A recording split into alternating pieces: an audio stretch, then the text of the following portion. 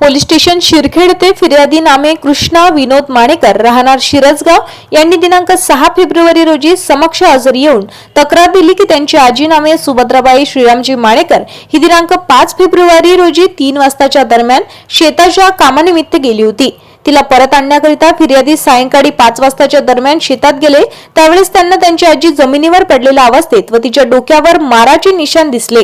आजीला आवाज दिला परंतु ती प्रतिसाद देत नव्हती। फिर्यादी यांनी लगेच गावातील ओळखीच्या व्यक्तीला बोलवून जखमी हिला हॉस्पिटलला नेले। तेथे उपचारादरम्यान तिचा मृत्यू झाला।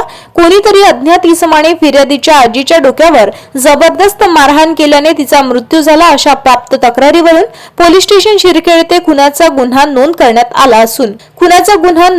आला असून पुढील तपास शिरखेड पोलीस करीत आहे।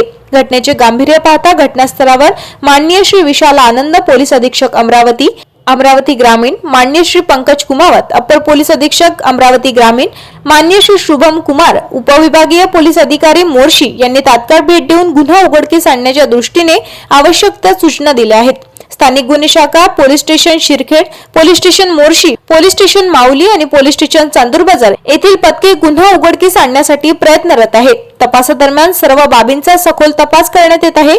शवविच्छेदन अहवाल व इतर पुराव्यांच्या आधारे पुढील कायदेशीर कारवाई करण्यात येणार आहे।